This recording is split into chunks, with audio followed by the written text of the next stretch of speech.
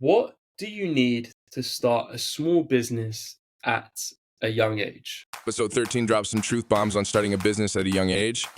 But wait, Erald just dropped a bold statement. My answer to that is you shouldn't. Curious to know why? Stay tuned, because right now we will unravel the unconventional advice and share the secrets to entrepreneurial success. We're all grappling with something. Each and every entrepreneur, business owner, and leader experiences growing pains, no matter where they are on their business journey. On Grappling Growth, we discuss the challenges we consistently face in striving for more, sharing strategies, ideas, and thoughts on how to grapple with growth. We're building a platform where you can join us sharing your challenges and successes alike, whilst growing. So, you coming along? Welcome back, ladies and gentlemen, to episode 13 of the Grappling Growth podcast with myself, Joe Testouri, the founder of Bespoke brand developers and the Bespoke Academy. And I'm joined, as always, by my co-host, Erald Krasniqi, the founder of Scroll Marketing. Today, we have another question from one of you special, amazing people from Reddit. And the question reads this. So, Erald, a fellow entrepreneur said to me, What do you need to start a small business at a young age?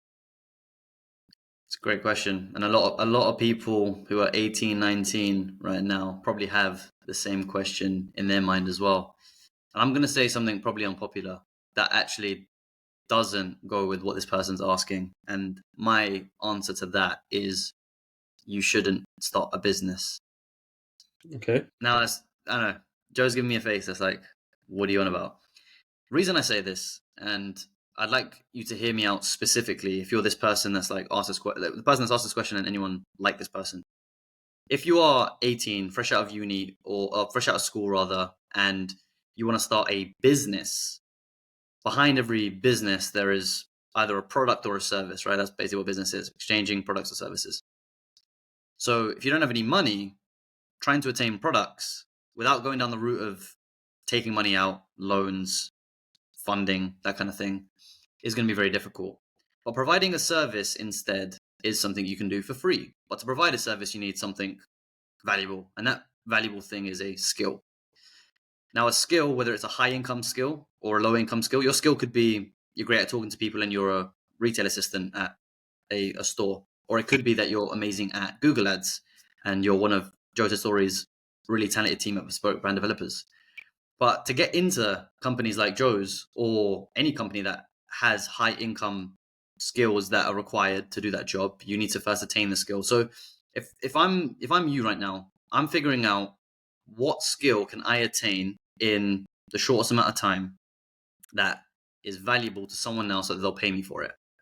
If that requires you going to get a job, then so be it. Not because you want the money or need the money, but if you have no money, then that'll be a nice sort of like a side benefit. But to get the skills and experience and the connections that you need to actually move forward in that career. Once you've built the skills, that's when you can think about scaling off into a business.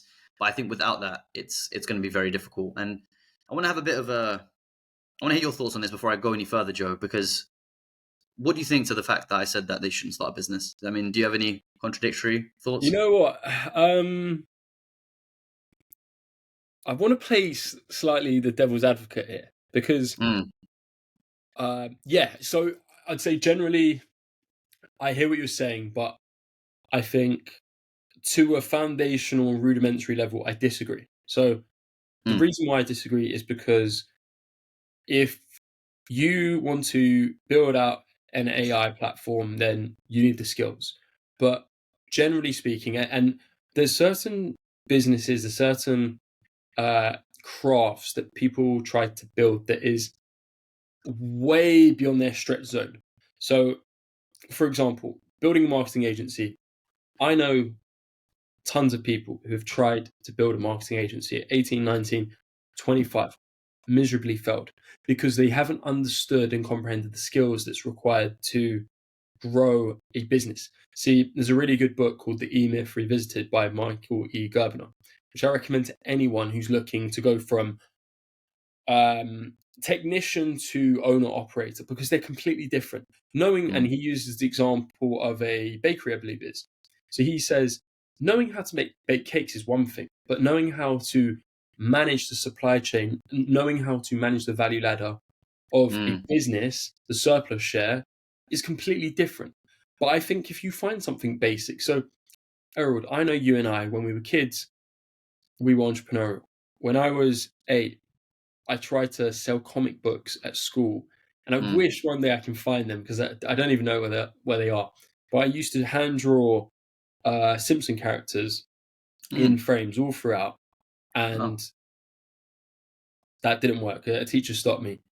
And then I started a car wash business and I started selling flapjacks at school and sweets and stuff.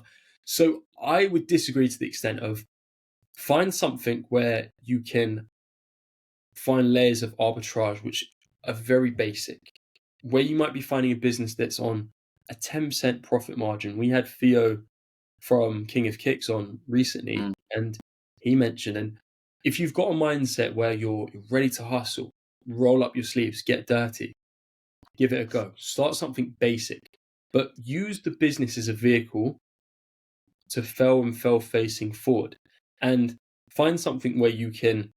And I guess this comes back to your point, but skill stacking. And I think a lot of people nowadays are overeducated. They know all the theories of stuff.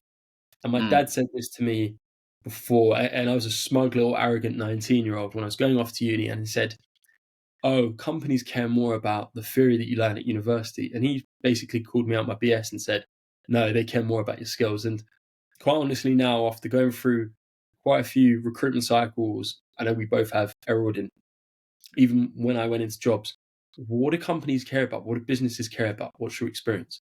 You could know a dictionary of everything about a subject, but if you don't know how to actually change a light bulb, well, knowing all the theories about it doesn't mean anything. So I guess I disagree to a low level perspective. If there's a job that is based on stuff that you can learn on the craft and you're willing to do work for free and so on, but then on the other side of it, then yeah, skills are going to give you that fast track and you're going to get paid and compensated in a different way. So it's just, I think, to your point, I think it comes down to what avenue are you willing to take. I had no experience within marketing agencies before I started my agency.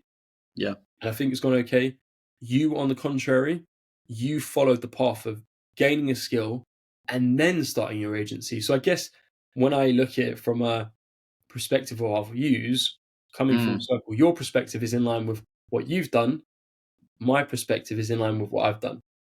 Yeah, that's very true. And that you know, I'd almost call it, like, for myself, a bit of cognitive dissonance, because I didn't actually go down the route of starting a business from scratch. I had the skills and I built off the back of it. The thing about, I think this person's question, although it's pretty broad, when we talk about a business, I don't consider like a side hustle a business. Like the stuff that you were doing when you were younger, and I also did like eBay flipping and a lot of like entrepreneurial stuff when I was younger that I wouldn't have considered something that I could build a business out of. Although some of those could have been extrapolated into businesses. I really think about, okay, if it's a brand that you're trying to build that does a specific thing, or if it's a service that you're trying to do, like if it is, you want to open a restaurant or you want to run a car wash, unless you know how to do those things, building that as a business just doesn't really make any sense. Like, you could probably learn on the go, but the skills that you gain being in the environment, I think, gives you a lot to do. And I know you started your agency, not coming from the agency world, Joe, but you've done a ton of work building that skill set outside of that. And there's a lot of things you can do. You can read up online and read all the guides and do the theory there, or you can join like a coaching program, you know, like Bespoke's one, for example, Joe. That's a shameless plug, but you know, things like that. That's what people can really do if they want to like hone their skill sets to start business. And sorry to interrupt, but on top of that, it's not even just skills, but finding communities. So what I'm trying to build with the Bespoke Academy is for coaches and agency owners. So they go in and they can lean on each other, they can bounce on each other. And some of the best things I've done is invest in programs. And some of my best mates now, I've come through programs because you're on a similar path and you can share these struggles. I think on top of that, one thing I think a lot of mainly young men, if we're being real, we see people who follow Tate and they listen to things that people say, and I think people are trying to be the knight in shining armor when they don't have. Again, I guess it comes down to the skills. They want to be this beacon of hope for their family, which I admire, and I feel like it's something I've thought about when I was younger. But where that leads a lot of young men to going down or going to is they're at level 1 and they automatically think they can jump to level 10 with no justification. When in reality, and this is something that therapists talk about, but exposure therapy. And if someone is afraid of spiders or spiders, you might just talk about spiders and then you might mention that there's a spider in the building, and then just gradually introducing the object that people are fearful of. But equally, I think where a lot of young people go wrong, and this is my experience as well, but we listen to rubbish online that tells us, hey, you can do this within 3 months. But everything just takes hard work within reason. And there is a level of intelligence. That's one of the biggest factors of success. You could have 2 people doing the exact same thing. If one person has an IQ score which is 40 above, the other person, well, hey, they're probably going to be better than you if all things are the same. So it's, I think, just getting a bit real with your levels and being patient. Stretch out your time horizon and say, the goal that I'm looking for, the thing that I want to achieve, let me multiply the destination date by 3 or 4 times. That's what I think. Absolutely, yeah. And I think the one thing I'm going to hone in on, and this is actually one of the responses to this Reddit thread, which was work hard and save money. It's unfortunately that's probably where it has to start. To get to level 10, as Joe's saying, it's not going to be something that you can start a small business and get to 100,000 or $1 million in rev. Just because you start. I mean, starting is a great point. Don't get me wrong. Like, anyone that starts is way ahead of anyone that doesn't. So I think that's something that can't be discounted. But realistically, you need capital to start a business and run a business. And unless you're funding that capital via other methods, which, include risk, then the non-risky route is to build the capital yourself and then deploy it, or build the skill to get the capital and then deploy it. Again, get the skill, you can hire people, build a business out that way. But a business isn't truly a business, really, unless it is reliant on more than just you. As in, if you were to disappear, would the business still run? That's what you'd classify a business by. Or could someone step in and do your job? Basically, that's also a business. Could you replace yourself? And that's something that not a lot of businesses could say. To be fair, even for myself, I don't think my agency would run as smoothly as it does if I was to leave or be replaced.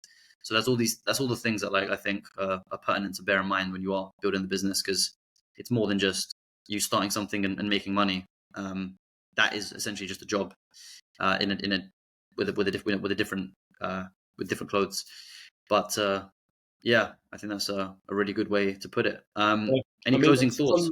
Just on top of that, I've seen this a lot. So I'll get DMs from lads who are 19, 20, 21 saying, hey, I want to do this. And and 2 things, and this is probably the best lesson I've learned from martial arts and jiu-jitsu. Fuck your ego off and be humble, because on those mats and in business, you will get humbled very quickly. There are things that I've done in business where I thought, that was fine. And then you get sacked by a client, and that's the reality of business. And you think, well, that's not fair. And that's what happens in business. And I think there's a lot of, and I can't speak for younger women, but I've got a younger brother. Young men will message me and say, oh, how do I do this? And I think it's the expectations, it's dropping your ego and being humble and not thinking because you've listened to some twat on the internet spew out some gospel that he's right. That 75% of stats out online are incorrect because the first messenger who said what they said has been passed on and it has been modified to what they've said. So, I mean, ultimately, don't believe everything you hear on the internet. Equally, from Erald and I, a lot of what we say is opinions. So take it as that. And I think taking that perspective of staying humble, dropping your ego, and just being curious. Read one of the best books you could read is Dale Carnegie, How to Influence and Influence People. Reading that 100%. book will be one of the best books people can read if they want to be successful in their business. That's everything from me, Erald. Anything you want to say to close off? No, I thought that was brilliantly put. And by the way, I love that book. I think anyone that reads that, it's got some old concepts in there, but a lot of them still ring true. Communities, as Joe said, to summarize, building the skills and, getting out there, working hard, being humble. And I'm sure that, wherever you go, whether it's a business or an entrepreneurial endeavor, it will be successful as long as you keep at it. That's episode 13 now of Grappling Growth, and we thank you for this question, the person that posted it. If you want to get in contact with us, please email your questions to podcast@grapplinggrowth.com. If you have any questions outside of that, please message Joe Testouri on Instagram @Joe Testouri or myself @Official Erald. If you want to get in contact with us and talk about any business concepts, or if you want to feature on the pod, or give us a question that we can discuss next time, we're definitely here for that. Tune in for more of this. We have some new guests coming on over the next couple months. We're going to be pushing out a ton of new content, everything to do with, the growing pains that we all experience as entrepreneurs in business and how we grapple with growth. So thanks again for tuning in, and we'll see you in the next episode. Adios, guys. Thank you.